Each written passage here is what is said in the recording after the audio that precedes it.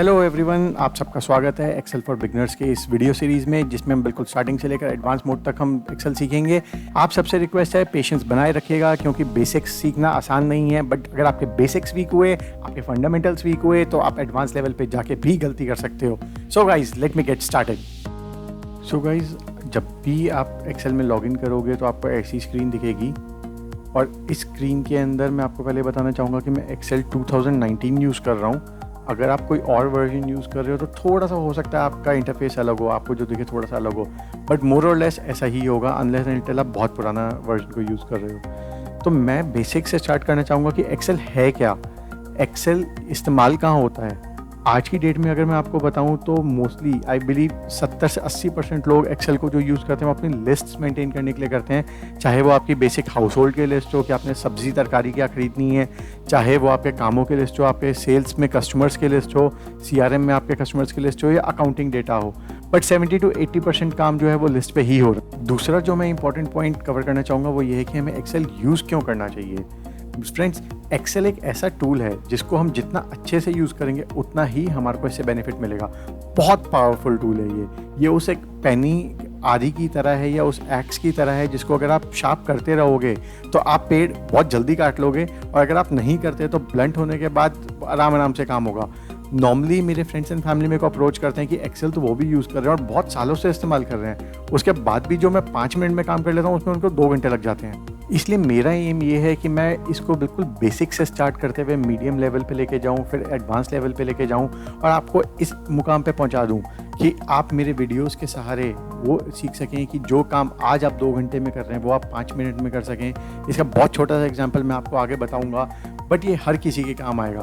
तो चाहे आप एक स्टूडेंट हो, चाहे आप एक ऑफिस में काम कर रहे हो, चाहे आप ऑलरेडी किसी बैंकिंग इंडस्ट्री में काम कर रहे हो और एक्सेल आप डे टू डे बेसिस पे यूज़ करते हो, तो आप जब इसको सीखोगे तो ना ही आपके सिर्फ फंडे क्लियर होंगे, बट आपके फंडे इतने स्ट्रांग हो जाएंगे कि आप जब उसको यूज़ करोगे तो उसका बेनिफिट आपको दिखना शुरू होगा। आपकी एफिशिएंसी बढ़ जाएगी, एफिशिएंसी बढ़ेगी आपकी तो आपका टाइम बचना शुरू होगा।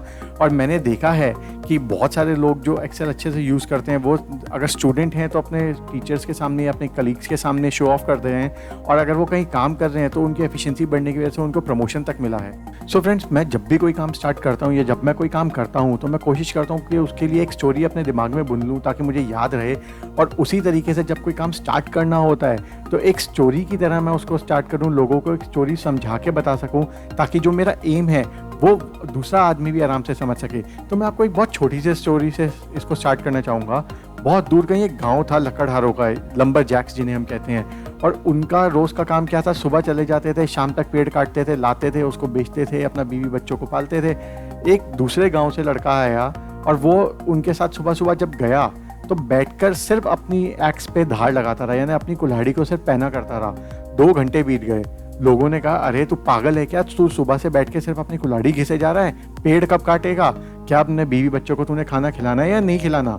उन सबको नज़रअंदाज करते हुए वो सिर्फ अपनी आरी पे धार लगाता रहा या अपने स्किल्स को होन करता रहा। कुछ घंटे बाद जब उसकी धार अच्छे से लग गई, वो उठा, बड़े क्विकली उसने पेड़ को काटा और वहाँ से चलता बना। सब लोग हैरान, यार हम तो सुबह से लगे हुए हैं, इतने सालों से यही काम कर रहे हैं, उसके बाद भी ये नया लड़का आया और इसको इतनी जल्दी काट के चला गया पेड़ को, तो ऐसा क्यों।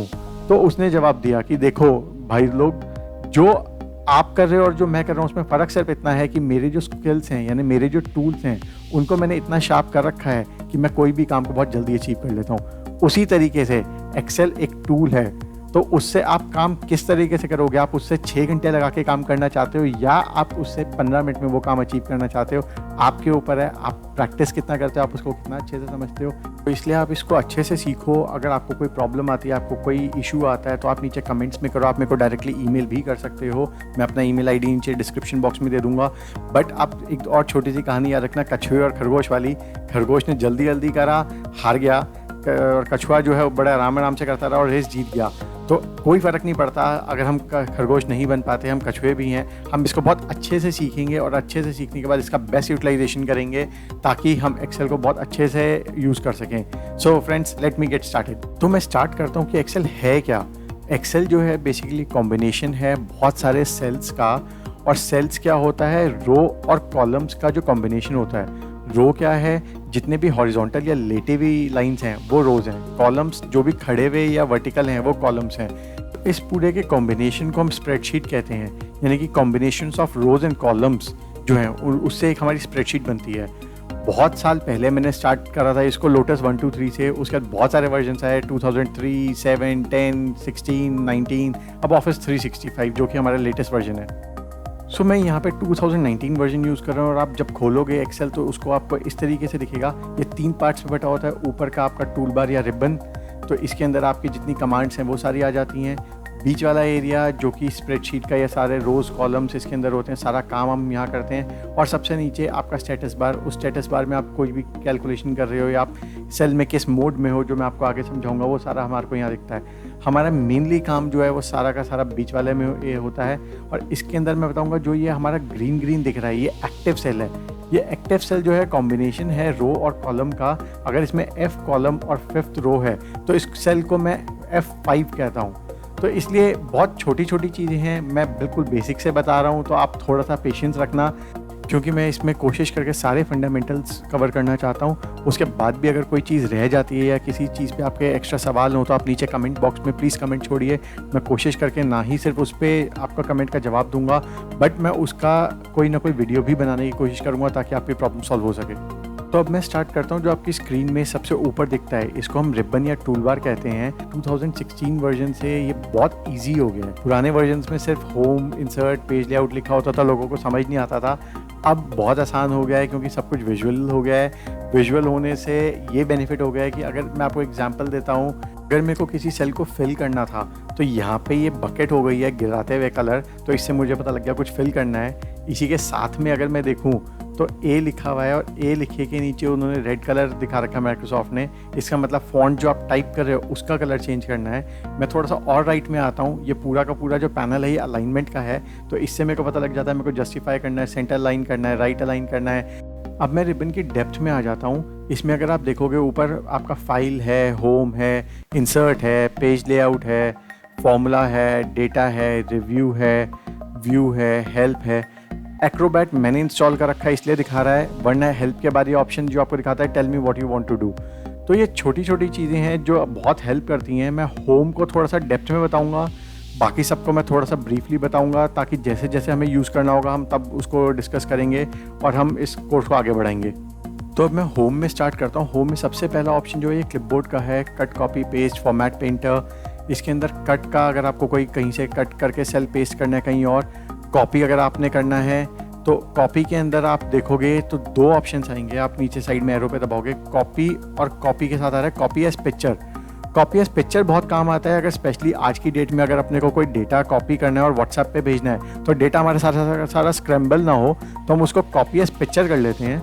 बट वो सिर्फ व्हाट्सएप के लिए ही नहीं है, हम उसको एक्सेल में भी यूज़ कर सकते हैं, माइक्रोसॉफ्ट वर्ड में भी यूज़ कर सकते हैं। हम आने वाले चैप्टर्स में इसको किस तरीके से यूज़ कर सकते हैं ये आपको मैं डेप्थ में बताऊँगा। अभी हम उसको आगे बढ़ते हैं। क्लिपबोर्ड में जो आखिरी ऑप्शन है वो है फॉर्मेट पेंटर का। फॉर्मेट पेंटर एक हैंडी टूल है। अगर आप कोई भी फॉर्मेटिंग एक जगह से कॉपी करके दूसरी जगह करना चाहते हो तो उसके लिए हम आगे डेप्थ में एक अलग से वीडियो बनाएंगे। अभी मैं नेक्स्ट पैलेट में आता हूँ। नेक्स्ट पैलेट है आपका फॉन्ट्स का। बाय डिफ़ॉल्ट जो माइक्रोसॉफ्ट एक्सेल यूज़ करता है वो Calibri font 11 font size use करता है। यहाँ से आप बोल्ड, इटैलिसाइज, अंडरलाइन और बॉर्डर पे आप क्लिक करोगे तो आपको सारे तरह के बॉर्डर्स दिखेंगे कि आप बॉटम टॉप क्या करना चाहते हो। उसके बाद फिल पे आप क्लिक करोगे तो अलग अलग कलर्स के आपको ऑप्शन मिल जाएंगे। नीचे आप देखोगे मैंने रेंज सेलेक्ट कर रखी है, तो मैं जा रहा हूँ तो विजुअली मेरे को माइक्रोसॉफ्ट दिखा रहा है कि कैसा कलर होगा। फॉन्ट पे आपको सारे कलर के वो दिख जाएंगे ऑप्शंस, और इस पे अगर मैं क्लिक करके रेड सेलेक्ट हुआ हुआ टाइप करूँगा तो सारे के सारे रेड टाइप हो जाएगा।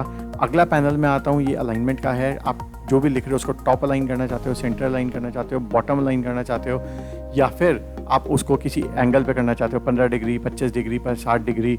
आप इसको लेफ्ट अलाइन करना चाहते हो, सेंटर अलाइन करना चाहते हो, जस्टिफाइड करना चाहते हो, ये सारी चीज़ें आप अपने आप ट्राई करना। इंडेंट, इंक्रीज, डिक्रीज कैसे है। रैप टेक्स्ट और मर्जिंग सेंटर में आगे कवर करूँगा, बहुत इंपॉर्टेंट है। नेक्स्ट नंबर पे आता हूँ, इसको भी हम आने वाले चैप्टर्स में कवर करेंगे क्योंकि इसमें बहुत सारी चीज़ें काम आने वाली हैं। नेक्स्ट है हमारा स्टाइल्स, कंडीशनल फॉर्मेटिंग और फॉर्मेट एज टेबल। दोनों ही इंपॉर्टेंट हैं, दोनों ही डेप्थ में हम आगे डिस्कस करेंगे।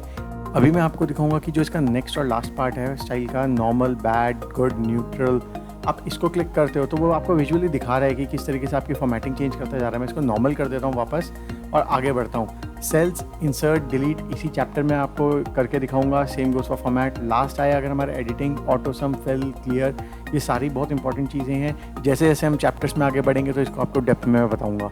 होम टैब को मैंने थोड़ा सा डेप्थ में कवर करा, जो बाकी टैब्स हैं इंसर्ट पे, लेआउट एक्सेट्रा, इनको मैं थोड़ा सा ब्रीफली डिस्कस करके आगे बढ़ूंगा ताकि जब हमारे को यूज़ करना हो तब मैं आपको साथ साथ बता सकूं और अभी हम इस कोर्स को आगे बढ़ा सकें। तो अब मैं इंसर्ट के रिबन पे आता हूँ। इंसर्ट में सबसे पहले आपको जो ऑप्शन दिख रहा है pivot table, recommended pivot tables और टेबल्स, ये तीनों ही बहुत इंपॉर्टेंट हैं। ये पैलेट है इसका टेबल, और इसको हम बाद में एडवांस लेवल पे डिस्कस करेंगे। बेसिक या बिगनर्स लेवल पे हम इसको डिस्कस नहीं करेंगे।